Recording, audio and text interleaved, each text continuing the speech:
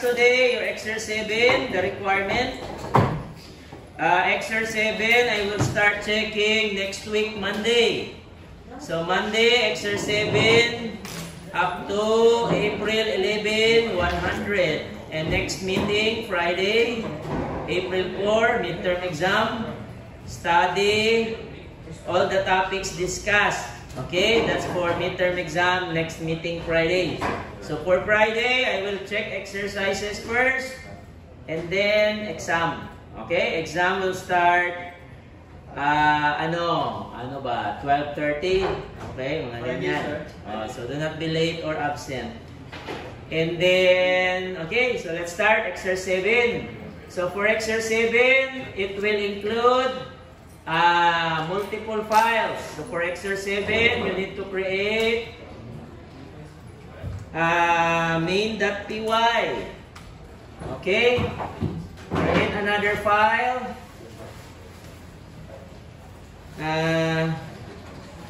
Customers.py.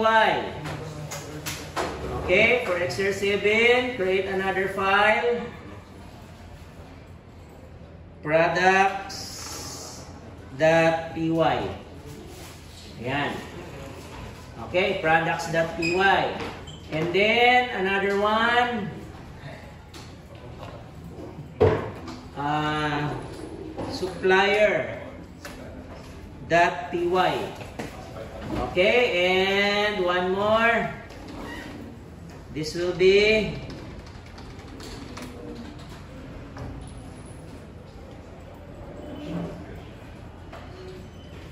manage xml.py. Okay. Ayan. So we have the following.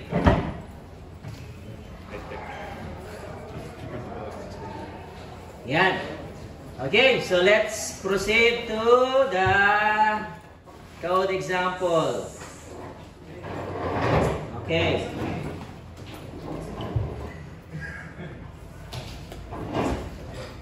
So you have for main.py,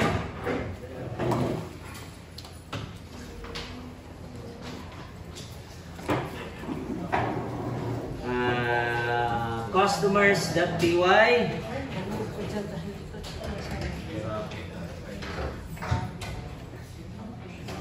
and manage XML.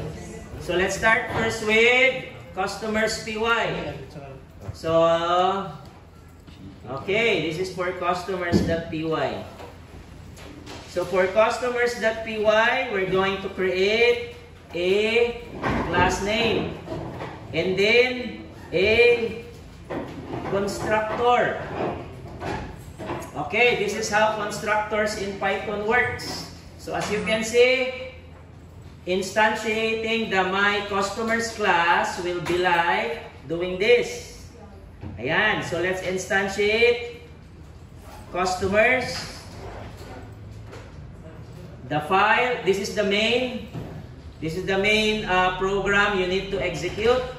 The file name of the customers, ito. Okay, that's customers. Same ang spelling. Okay, with the file name. Import my customers class. So that is this one. Ayan. So this is the class name and this is the file. Okay. So let's proceed to instantiation. So this is how we instantiate in Python. Ayan. Okay. So as you can see here, my customers is the class name. This is the object variable. Okay, and in this case, we're going to call the first is self. So as you can see, there is no self here. There is just the name. This is the name, address, and email.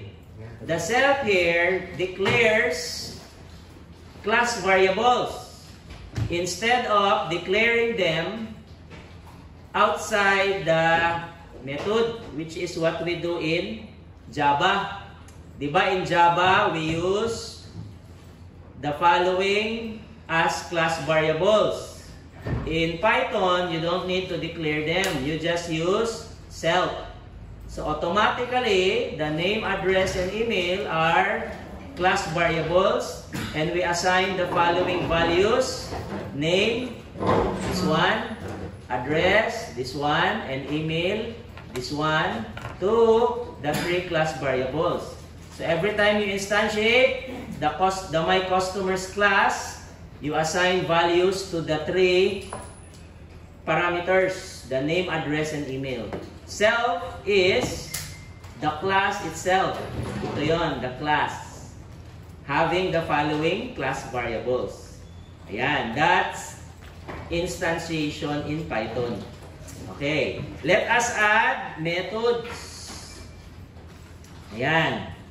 Let us add methods in the my customers class. So this is the greet method and the get details method. Ayan, let me just change this to 1D. So the greet method uses the self. What does self do? Self is making use of the following class variables, the name, add, and em. So every time you call the greet method, you're basically printing the variables, the class variables. So as you can see, name can be printed inside the greet method. The address can be printed as well. So this is how we print a string using F, meaning the format of our string is a text followed by a variable which is enclosed in braces. Diba? Okay. Self means the class. Name means the class variable which is this one. Okay. So, how do we call the greet method? We need to use the object variable. So using the object variable now, we can call the greet method. Ayan, there you go. Okay, so object.greet, object is the variable, the object variable or the instantiated variable of the class, calling the greet method which will return a string. So the return string, we're going to print the return string. That's what print here is for. We can also call each class variable. Ayan, this is how we call each class variable. As you can see, we're calling the name and em. Ayan, these are class variables. You cannot call email. Hindi mo pwedeng i-call si email. Email. Ayan, you cannot call the email because email is a constructor variable. It's not global. You can only call class variables, which is em. The one with self. Self means the class, my customers. Okay? So having a self here, we can call class variables directly. Diba? So, class variable name, class variable add, so on and so forth.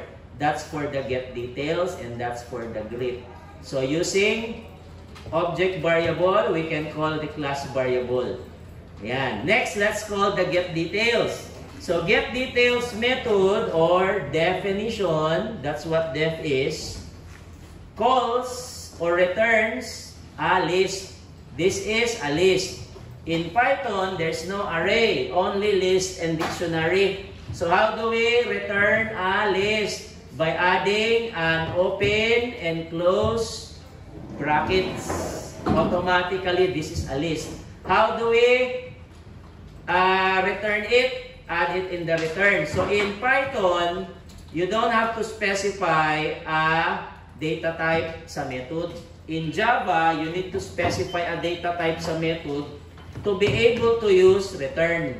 In Python, you don't need. you just specify return or without return. So, pwede na walang return yan. Optional ang return. Okay, sa Python, as a Java, it's required. You need to have a type and return. Pag walang type, void. Diba sa Java? Pag void ang ilagay nyo dyan, no return. Sa Python, your return is optional. So in this case, I added return for every definition or method. So how do I call get details? Using the object variable. So if I run this, let me save this first. Okay, and run this one. And the output will be, ayan. Okay, so as you can see, greet, calling the method greet, prints, hello, Alice. Alice is the name of the variable, class variable name. Okay, ito yun. And then, we print again, Alice. We print ADD, that's the value address here. We print the email. And we have the list because we print the return of get details method. Ayan, so this is a list. Okay, not an array. But we can treat this as an array if you want. What's the difference between a list and an array? Why is list much better compared to array? Huh? Sige daw, what's the advantage of having a list? Because you can have multiple types. Yes, multiple types. So it can be an int, string, or anything. Arrays in Java only uses or can be declared with one type. Okay, good. So, next is we can also call the get details and assign it to a variable because get details will return a list. So in this case, this is a list. Details is a list variable. So if this is a list variable, we can use a for loop.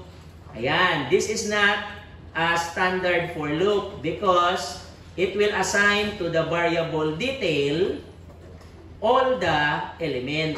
So first iteration, it will assign self.name. Second iteration, it will assign sa detail add. Third iteration, it will assign sa detail em. So details is a list. It will assign each element, which is name, add, and em, sa detail variable for every iteration and prints it. Okay? So if you run the program, it will return.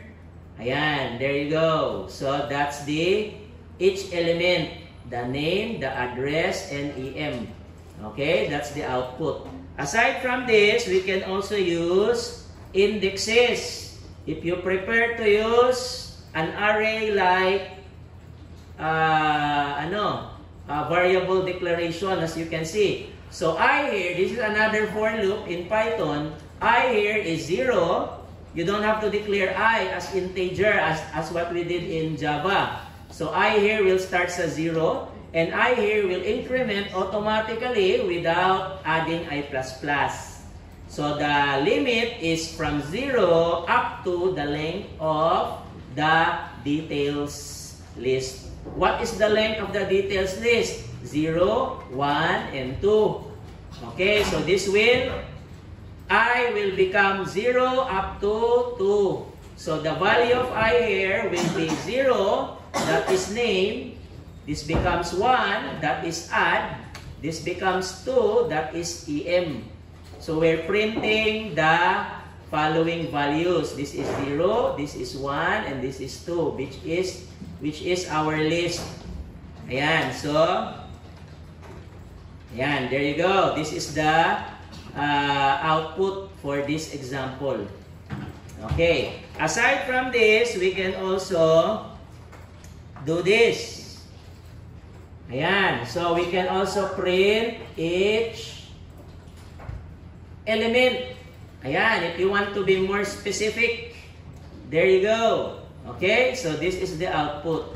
We can also create two-dimensional list. If you want a two-dimensional list, you just add another dimension. Ayan, for example, this is our second row.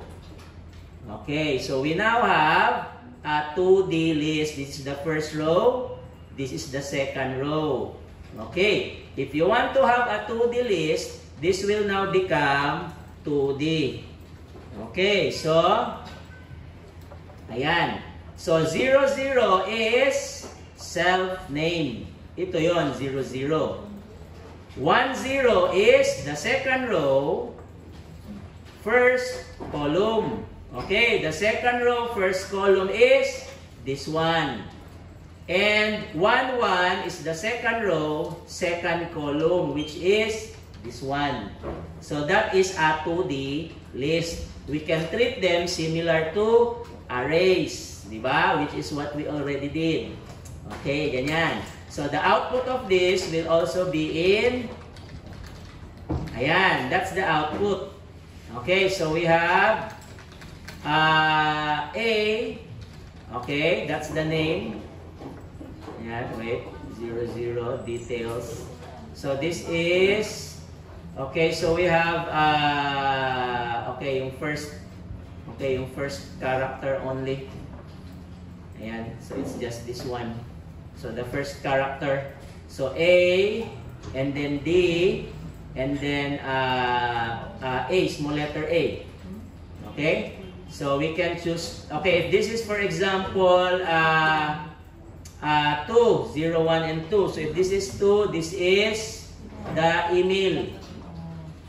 Okay, so that is the email. Ayan. Okay, sorry, that's the the second character. Okay, so that is the D from Davao. Ayan. Okay, so we can treat them per character. So we have a list. So this is the number of characters. Okay, so we can print the entire list or we can print them one character at a time. Okay, so let's proceed to printing all of this list in a grid. Okay, in an entry. So first I will use takinter. Ayan. So this is for your exercise 7. I will be using takinter, and then I will be using a method. Okay. So I will call this method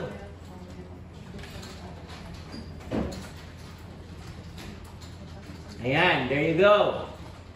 Okay. I'm calling this method that will create a window. Diba? Okay. So, inside the method is a inner and outer loop. Okay. So, this is my inner loop. This is my outer loop. So, first is a GUI. When I call the method, ayan, i-call yung method. Next is, I will start from 0 up to the length of the details. Details is a 2D list, di ba? Dalawa nito. Okay, twice niyan. Ayan, so next is length of details, meaning this will be the number of rows. Okay, the second variable is J is from 0 up to length of details 0, which is columns this time. So this is row and this is column. Every time you add a value here, which can be anything, this can be 0 or 1, you're going to count the number of columns and this one number of rows. So we have 2 rows and 3 columns. Okay. Next is, this one is a variable. Yeah, let me zoom in so that you can see all the codes. Okay. This one is a variable. You can just name this to anything. Followed by the takinter, because we're going to create an entry. Entry is an input box. Where will your input box be shown? In the window. Okay, in the GUI. Yan, with the following width. So you can set a limit to 15 characters. That's the width or size of our entry. Next is we're going to insert a value. We're going to insert a value at the end, okay, of every entry, the values in our details. So our details is a 2D list. 0 is the row, J is the column, similar to what we did here. Okay, so details 0, 0, that should be Alice. 01, that should be Davao. So those are the values that will be printed in our entry. Next is we have values. So this can be anything. What are the values that will be printed in each entry? So first is we have the value of the entry. So this is the get. If you use that get, if you use set, di ba similar to Java, set text and get text. Di ba sa Java we use set text and get text. Sa Python is get text, but it's just get. Okay, if you use set, you're going to assign a value sa entry. If you use get, you're going to get the value. So in this case, we're going to get the value of each entry, the value that was assigned in the 2D list. Ito, di ba? That's the first value that this entry will return, okay, once you click an entry. So if you click one entry, this is the value that it will return. Next is the value of I. Next is the value of J. So it will return 3 values, the row and the column. Okay? So we're going to use this later sa second method that we will create. Next, we're going to assign a position. Where will each entry be shown? So we're going to add I is the row and J is the column.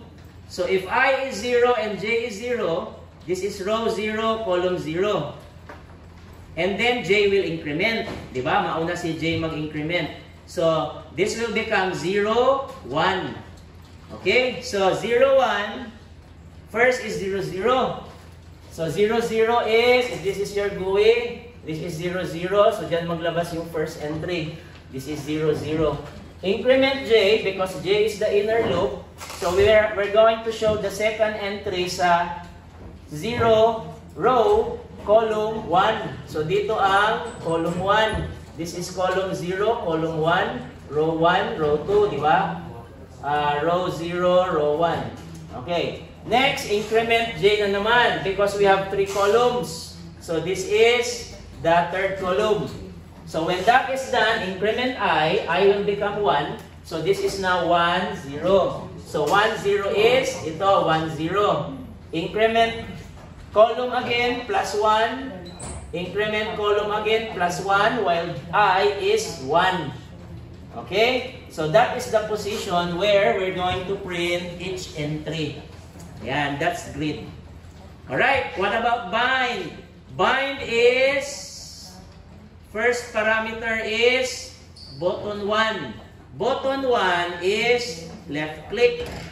Button 2 is yung wheel, mouse wheel.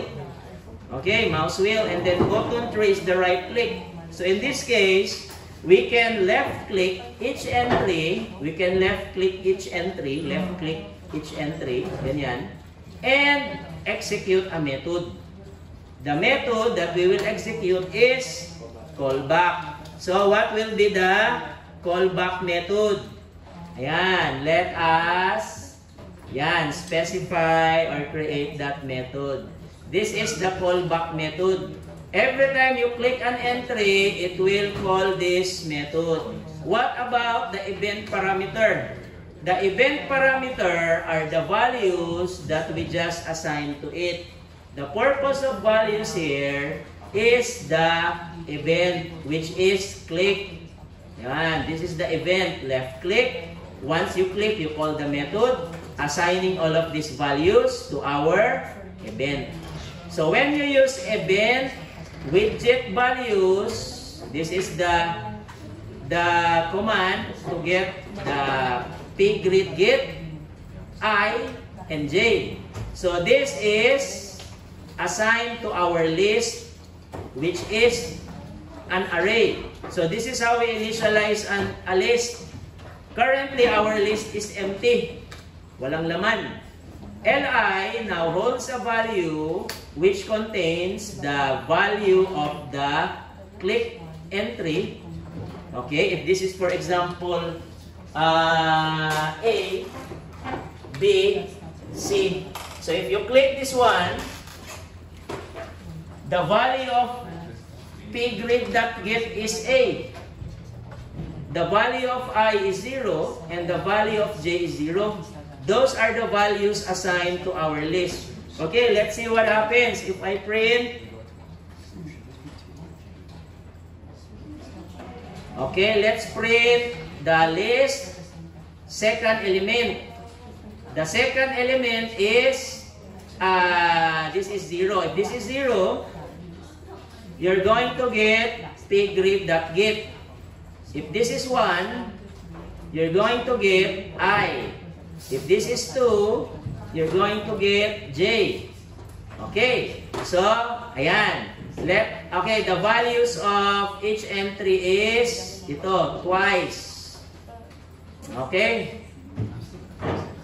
Ayan, so let's see. So if I run the program, this is now the output. Okay, so, okay, let me check the values first.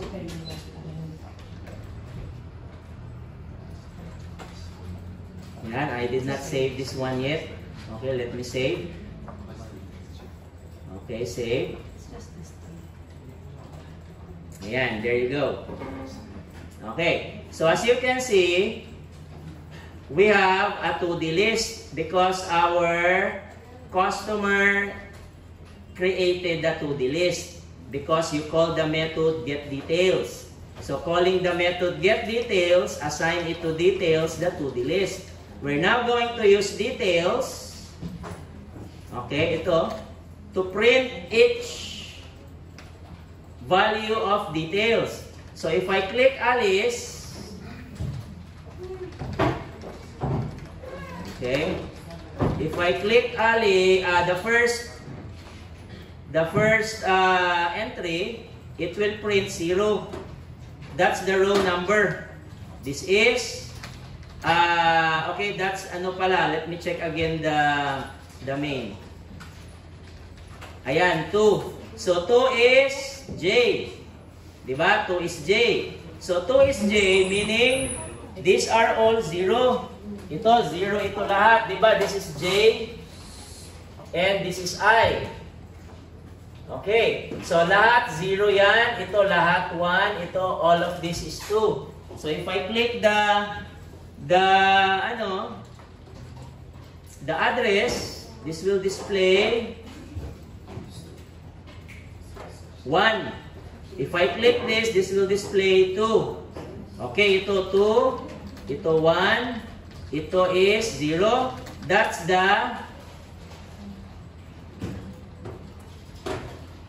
the value for J. J is 0, 1, and 2.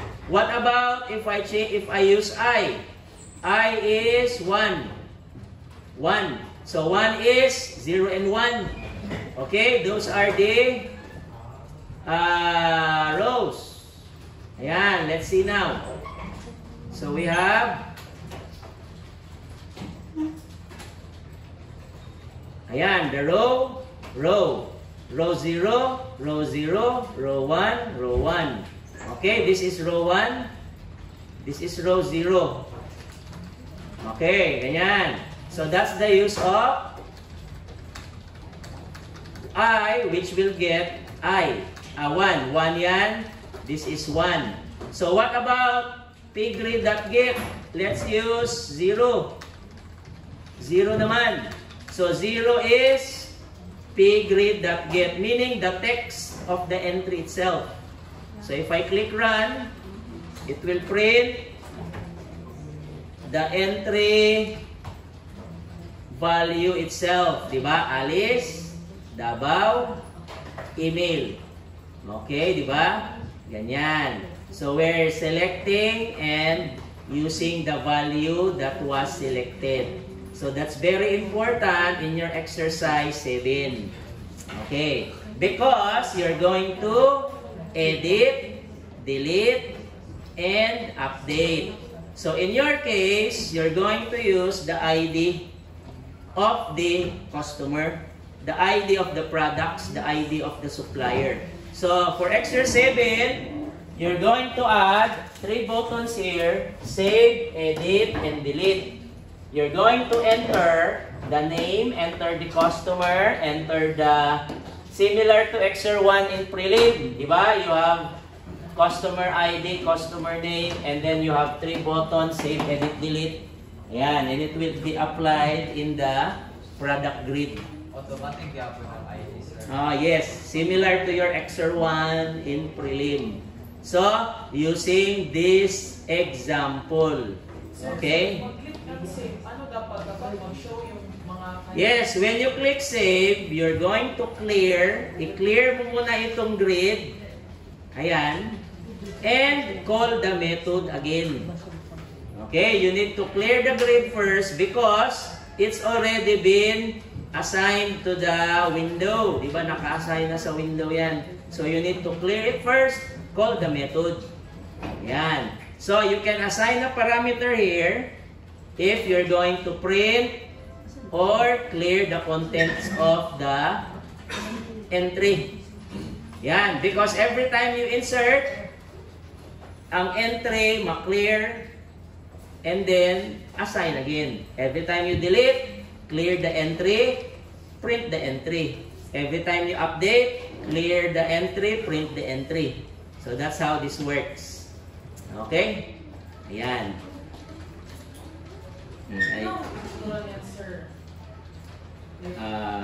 Ito, kailangan ng value dito.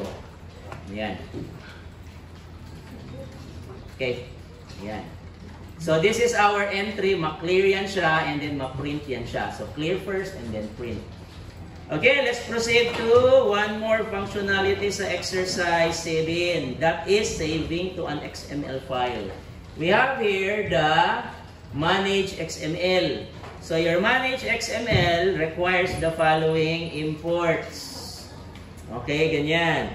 The first import is to be able to create child nodes, create roots, di ba?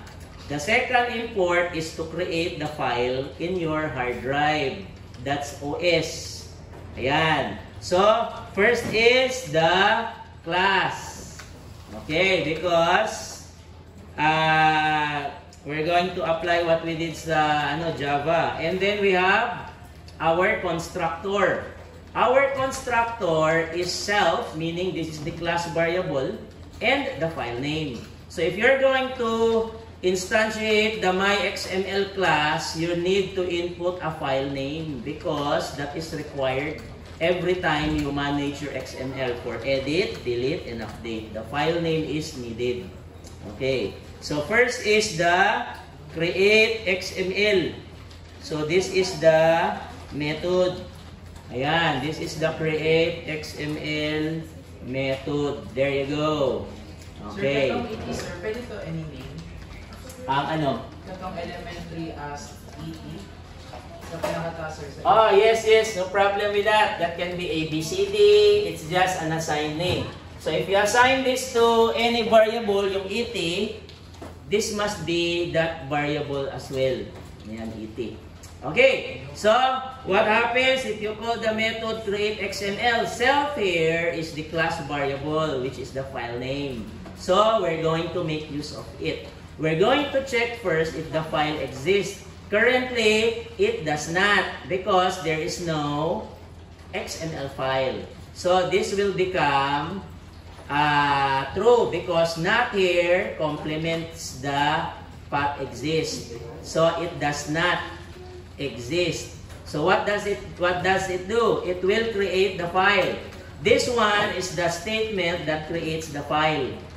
Okay. These three statements will be the one to create a parent and a child. This is the parent root. This is the child. Okay. So, this one is a tree which contains the parent, the root and the child. Tree. Tree is a, yun, root. Diba? May root. Tapos, branches. Diba? It's like a tree. Ayan. A binary tree. Yan, that's this variable. Okay, business is the root which contains the customer because business is used customers to create a customer. So inside business, you have customers. Okay, and then a print text specifying the class variable. Otherwise, if the file exists, it will say file already exists. So you can call this anytime you like. Only if the file exists, this will be the one that will be executing. Okay, if it does not exist, this one, and if it exists, it's this one. Yan. So what happens? Okay, how do we instantiate this one? Using the main. Yan. So in this case, we're going to call the, ayan, we're going to call the, first let us instantiate the,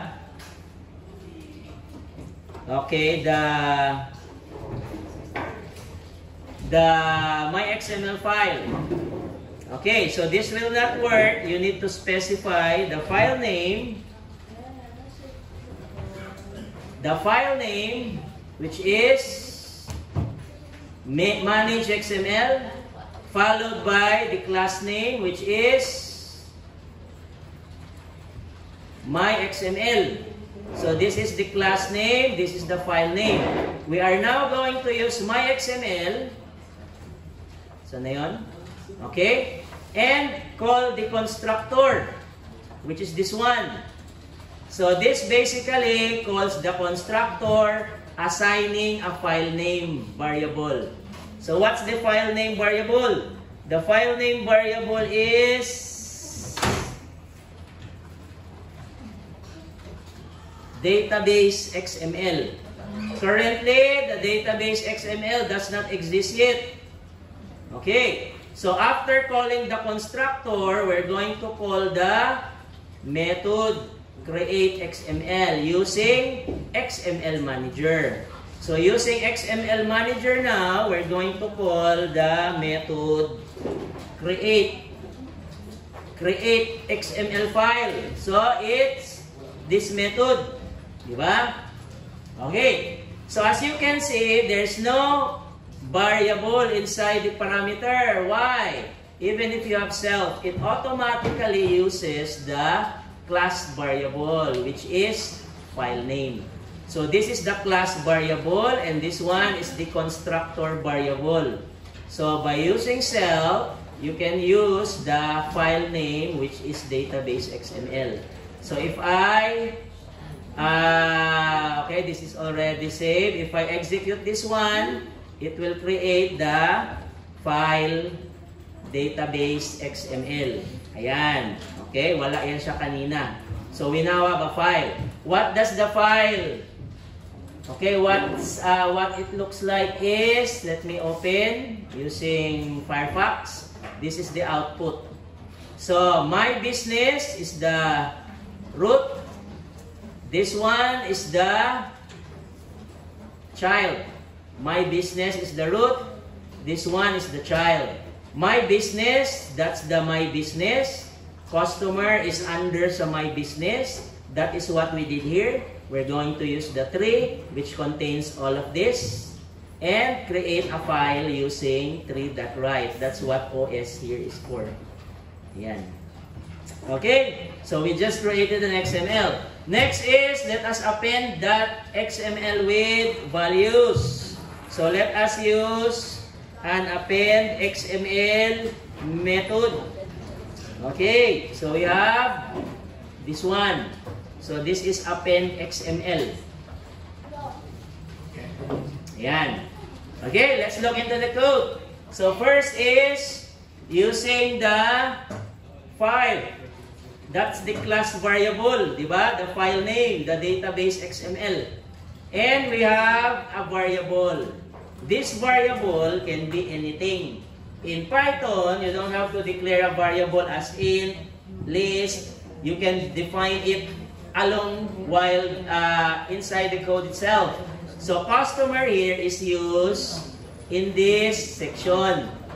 Okay, ginamit si customer ito dito. Ayan. So now what is this variable? This variable is a dictionary. Okay, why is this a dictionary? So how do we call this method? You can call this method by using a dictionary. So in this case, ayan, this is our dictionary. We can call the method append to XML. Append to XML. Okay, self is the file name. Customer is a dictionary. We can assign values to our XML file. Ito. Okay, so this is the name of the customer, which is Alice. The address, this is the key, this is the value. Okay, that's a dictionary. This is a key and a value. Key and value. So using the key, we can assign, ayan, the key, we can assign values to our XML. Our XML now will create customer sub node inside the customer's node. So inside the customer's node, it will create a sub-element customer. Inside the customer sub-element, it will create another sub-element, name, address, and email. So this will show customers. Inside this is customer. Inside customer, we have name, address, and email. Ayan. So that's a sub-element. ET is the root. Okay, we're going to add a sub-element. Customer. Customer element, another sub. Another sub. So meaning, these three elements is in the same level. Same level lang ito silang tatlo. While customer is in the same level as is a child of customers. Okay? Child siya ng customer. Ayan. Because this is a sub-element. Okay? Customer is a sub-element of our root, which is my business. Ayan. Okay, so ayan, so I will save this and call my method append XML, assigning the following. So if you call this multiple times, you are appending multiple values. Okay, so I'm going to add, ayan, okay, I'm going to add, ayan. So this is 3 customers in dictionary because we have a key and value. Ayan, so if I run this,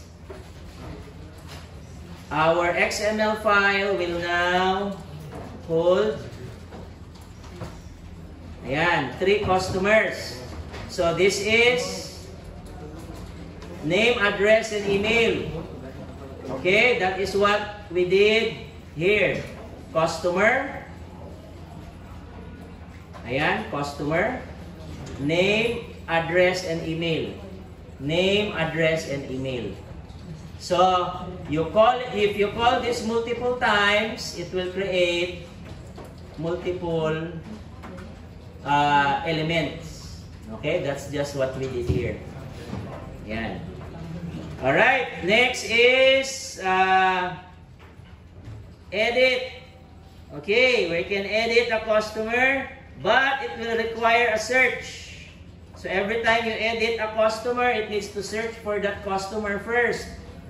Yan. So, that's why this will take a lot of codes. This is the edit customer. Using the file name, old name, which will become our ID. So for your Exer 7, this should be customer ID. So in my example, I'm using customer name because I did not include the customer ID in my list. Diba? There's no customer ID in the list. Only name, address, email. So you need to have a key and a value that we can use for searching. So we're going to search for a name. Once a name is found, we're going to edit the address and email and the new name. Okay, the new name, you want to change the name that we need to search. Yan. So, these two statements assigned in this variable, all of this, okay, lahat nasa variable natin. We're going to get the root, which is my business, that's the root, and we're going to perform a traversal. We're going to move from each node until we reach the customer, which is 3 of them. Diba? Tatlo yung customer natin. So, this will perform a iteration. Okay. We're going to get the name, okay, that we want to search. We're going to assign it in a variable. So, meaning, si Alice, malagay sa name element. Si Chris, malagay sa name element. Si Pedro, malagay sa name element. That's what this statement is doing. So, name element is going to be used for comparison. We're going to compare each name if it's equals to the old name. This is the name we want to search. Hahanapin daw natin yan. If it's found, it's true. Okay, if it's true, we're going to change the old name to new name. We're going to change the old address to new address, new email to new email. Okay, and then, right. Yes. Ano yung sabi mo na yung ID? Ito, ID ito. So for your Exer 7, this is customer ID, product ID, supplier ID. Ayan, but in your case, you're just going to use one method for that. Okay, because this can be just ID. So that you can reuse it for supplier, reuse it for customer, and reuse it for products. Okay, so this will write the changes, print. If it's not found, that's the if statement, false. Diba? If it's not found. Okay, so if it's not found, old name not found. Yan. Okay, so last na lang is delete. So we're going to add a delete method. So this is our delete method. Okay, delete. Ayan. So same with edit, we're going to perform a search. Okay, ito search. Ayan. Same sa edit, we're going to search for a name. We're going to use this as the name we want to delete. So in your case, this is customer ID again. Okay, customer ID yan. So hindi pwedeng name ng customer. Why? Because there can be customers with the same name. Pag may customer na magkapareho ng name, i-delete mo siya, silang dalawa ma-delete, di ba? Kagaya sa inyo, may kapareho ng name for example. So pag name ang ginamit nyo as the value you're going to use for searching, dalawa ang makita niya kasi pareho ng name, i-delete niya pareho. That's why we use ID because ID is unique. It's auto-increment. Okay, you already did that sa Exer 1. So that is what you're going to do here.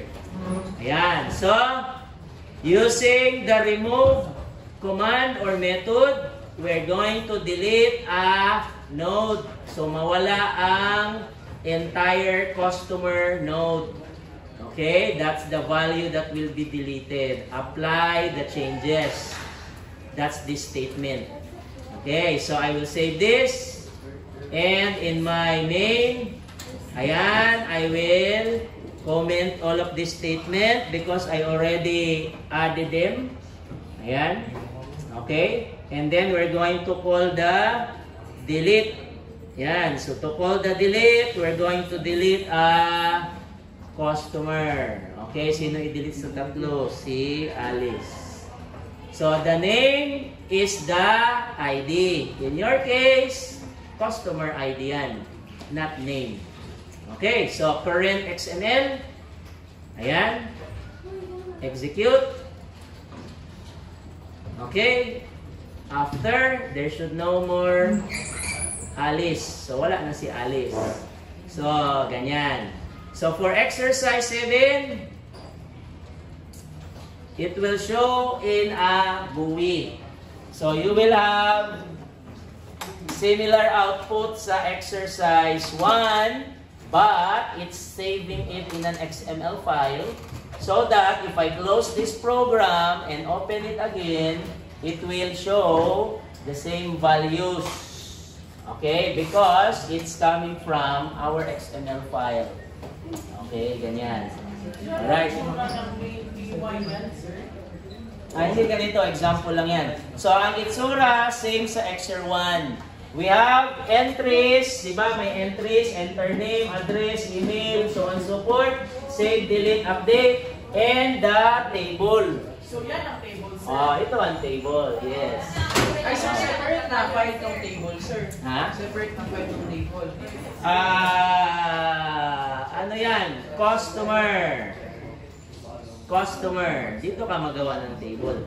So sir, kung hindi mo may table, sir, mo na mo siya each same sa code dira sa main PY para mag-show kung yung mga names and stuff. So meaning, you're going to send the data, dito ka man mag-input, di ba? So all the values are here. The purpose of main is to just call the, call the customers. Ito lang, i-call lang niya yung customer. Di ba, yun man ang ginawa ninyo sa Java. Sa Java ninyo, you execute the main will call the customer form. Okay, so sa customer form, you will have a menu. Diba? So yung menu, dito mo ilagay sa customer form. Dito yung menu. So dito yung GUI. Okay, kasi pag naglagay ka ng GUI sa main, ayan, that GUI is different sa products. Another GUI sa supplier. So the GUI must be in the customer PY for customer GUI. Diba? Same sa Java. Diba meron kayong customer Java, nandun ang GUI. So in this case, customer PY, nandito ang GUI. Supplier PY, nandun ang GUI. So dito ka maglagay ng GUI. In my example, nilagay ko sa main. So ang purpose ni main, i-run mo si main, i-call niya si customer PY, maglabas ang GUI. Okay, ini customer. So all in all, sir, ang file na namin is ito, nilagay ko na dyan. Ayan. Okay, so we have main, products, supplier, customer, and the manage XML PY. So this is a different file just to manage XML. Ay, sir, itong main, sir, katotong rag. Ito yung ito yung i-run mo first. Ay, pangunan na, sir. Ito yung i-run. I-call niya ang product, supplier, customer. So in each code, the customer's product supplier, kasi tawagin lang siya every time Yes. start yung main PY. Yes. So yung mo, GUI, nasa supplier, another GUI for products. Pag i-run mo ang main, ang i-run lang niya is customer. Walang GUI ang main ha, main, walang GUI yan. Sir, yung purpose ng mga products, sir, and Yun lang, may GUI. Diyan ka maglagay ng GUI. GUI lang talaga. GUI. And yun, save, edit, delete. Kompleto, di ba? This is where we're going to make use of yun, save, edit, delete. So, nandiyan lahat ng GUI. So, ang main, it will just call customers. That's it. So wala po tong table na ito sa main, sir. Na nai-name katong ano. Asay table. Yung table, yung kagiran mo, main sir. Kani sa customers na ni sa tanan. Kani sa customers na ni. So you're going to create this sa customer file kasi GUI man ito, di ba? GUI. So sa customer yan. Another set of this for products. Iba na naman ang GUI sa product. So magawa ka na naman ng ganyan sa products. Hindi mo pwedeng ilagay sa main yan. Okay? Because lahi-lahi man ang GUI sa product, supplier, and customer. So ang main purpose dun sa main PY. Ikaw lang niya ang customer. Nag-save lang siya. Pero pag open mo sir. Hindi, ikaw lang niya yung customer. Pero pag giranin mo ang main sir, ang customer ang mo. Sir? Yes. Ha? Ayan. I-call mo ang method. I-call mo ang method, di ba? So pag i-run mo ang main, i-call mo ang method. Ayan o, i-call niya. Pag i-call mo yung method, kagaya nito, i-call ko yung method, i-run niya ang GUI. Di ba? O, ganyan. So ito siya sa customer na ito. Ayan. So walang GUI si main. Pero Walang GUI si main. Pag i-click mo, open, run, diretso siya sa customer. Yes. So, i-run mo si... Ito, main man ito. I-run mo si main. Pag run si main, i-call niya yung method sa customer. Okay, asa na yun? Ayan. Dito, maglagay ka ng GUI. GUI na yan. So, lagay ka na ng window. Lagay ka ng... Dito, lagay mo yan. O, lagay mo yan. Sa customer lang to siya. Kaya di ka pwede mag-create ato sa main kaysa customer to. So all the GUI should be sa customer, product, supplier. Okay, ganyan. Pwede pa talaga sa phone code sa main. Main. Example lang itong main ha. Sige, ano natin. Okay, so that's your exercise 7. So starting Monday next week, I will start checking exercise 7. Sir, Okay. question. Di ba itong last meeting kayo naghimot ako Python na tanan sila nasa naka-code. So katuto siya sir, hindi na to siya pinagpay dapat isa-search na naman siya sa Python. Kung alam to, introduction naman to sa Python. So saan po? Na-discuss na ba ito para mag-open ang research? Kanino ma-open ang second window, di ba? Mag-discuss na to. Ma-open ang second window. So, yung ma-open ang second window, sa customer to siya. So, ang customer, ito, will open the products, di ba? I-open niya, kay i-call man nimo na may menu ang customer. So, pag i-call nimo ang method sa product. So, hindi ka mag-create ng GUI for product sa customer. Yung GUI sa customer is nasa customer. I-call lang nimo ang method. Di ba? Sa product supplier. Naka sa customer, i-call nimo ang method sa products and supplier. Anay button sir or like Anay button, anatanan. Di ba ito yan yung ginawa natin. Gi-call natin yung method sa lain na class. Ayan Di ba? So ito na method, yan yung may GUI. Walang GUI ang main. Ang products GUI lang. Walay GUI sa laing sa customer o supplier. Ayan, okay, these are the codes for main and customer. Okay, so taas kayo ng manage XML Di na ni masigo sa dapat kanina nag-take note mo habang nag-discuss para dali lang. Nakasagod sir. Ang busy nga po sir, wala yung update. Bali na lang sa likod. Pero wala man sir. Kana naka-off. Pero ang file mo sila na diri. Hindi, lahat naman 7 naman Kung magpa-check ang 7, 8, and 9, dito ka na PC. Kaya mong Python dira, karaan na sa next sir. Okay, attendance.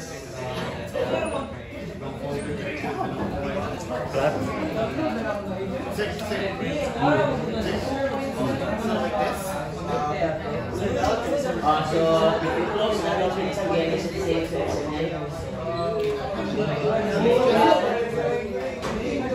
So, okay, that needs to have an ID. So, this is supposed to be ID. ID,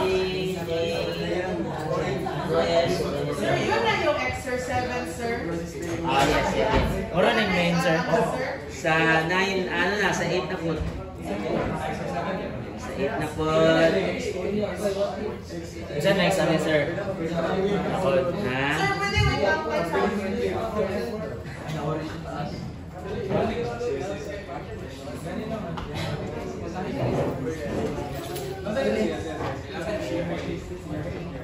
Sir, kadali lang. Saman. Okay, attendance. Abalye. Kaso. Agulo. Alcomendras. Wala. Alcomendras. Alquizar. Aranas. Baduya. Wala. Balagot. Wala. Baldonado. Banaag. Wala. Banaag. Bandigan. Bantan. Batula. Buhawi. Cabrera. Buhawi. Wala no? Bard naman yun. Buhawi. Cabrera. Kali, wala. Carcalias. Present, sir. Celeridad. Senisa. Chavez. Claraval, wala. Torreses. Jagunsa. De Los Reyes. De Los Reyes.